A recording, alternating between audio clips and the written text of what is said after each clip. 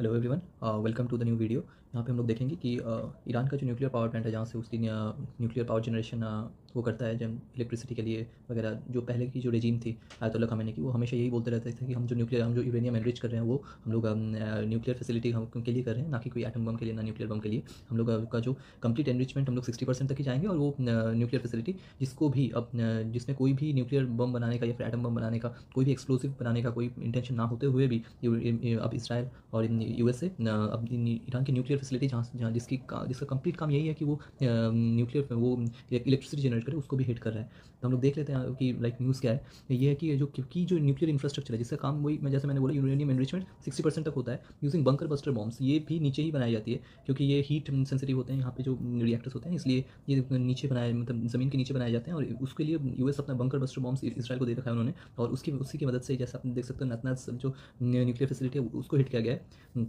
उसको पहले हिट किया गया था। और आईएईए आपको पता ही होगा, इंटरनेशनल एटॉमिक एनर्जी एजेंसी, जो कि हर देश के लाइक न्यूक्लियर फैसिलिटीज़ के बारे में, न्यूक्लियर जो मेनली जो इलेक्ट्रिसिटी प्रोडक्शन के लिए थर्म वो आईएईए उसको मॉनिटर करता है कि कोई एनरिचमेंट ज़्यादा तो नहीं कर रहा। तो हर देश को न्यूक्लियर फैसिलिटीज देना है फॉर इलेक्ट्रिसिटी प्रोडक्शन, ना कि कोई एक्सप्लोजिव बनाने के लिए। तो वो उसको मॉनिटर करता है आईएईए। और आईएईए ने बताया कि मतलब अटैक होने के बाद भी न्यूक्लियर फैसिलिटीज़ पे कोई मेजर रेडिएशन लीक हुआ नहीं है। बट फिर भी अटैक जो कि इलेक्ट्रिसिटी प्रोडक्शन के लिए, उस पर अगर कोई कंट्री अटैक कर रहा है, तो it is not very feasible.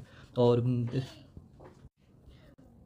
In addition अगर हम लोग देखेंगे कि जो नया जो जिस पर अटैक किया गया, वो है जो बशेर न्यूक्लियर पावर प्लांट है। पहले नातनाज पे अटैक हुआ, अब बशेर न्यूक्लियर पावर प्लांट पे भी अटैक किया गया है। ठीक है। और मिलिट्री ऑफिशियल्स ये क्या क्लेम कर रहे हैं कि जो मतलब strikes are part of broader campaign targeting Iran military and nuclear capabilities. ये न्यूक्लियर कैपेबिलिटीज़, ईरान की मिलिट्री और न्यूक्लियर कैपेबिलिटीज़ पर अटैक तो था ही, बट अब जब एनर्जी वाले पे भी अटैक करें, तो ये फिर एक ईरान इसको भी आप मेजर अटैक मानेगा उसके न्यू एनर्जी फैसिलिटीज़ पे। तो हम लोगों को शायद ये मतलब ये भी देखने को मिल सकता है कि ईरान अब सऊदी और यूएई वगैरह जो गल्फ कंट्रीज़ है, उसके भी इलेक्ट्रिसिटी ग्रिड्स पे, इलेक्ट्रिसिटी फैसिलिटीज़ पे वो अटैक करे। तो ये भी हम लोगों को बहुत जल्द देखने को मिल सकता है। इसी के साथ मैं आपको बताना चाहता हूँ कि लाइक वीडियो को यहीं पे एंड करते हैं। और मैं यही बताना चाहता हूँ कि अगर कोई देश अब न्यूक्लियर एनरिचमेंट, यूरेनियम एनरिचमेंट 90% तक लेके जा रहा है, देन आपका अटैक बनता है। बट अगर 60% 40% पे अगर कोई इलेक्ट्रिसिटी प्रोडक्शन कर रहा है और नॉन रिन्यूएबल एनर्जी की तरफ फोकस कर रहा है, जो आईएईए गाइडलाइंस के अंदर है, तो बिल्कुल भी ये जायज़ नहीं है कि उस पर अटैक करा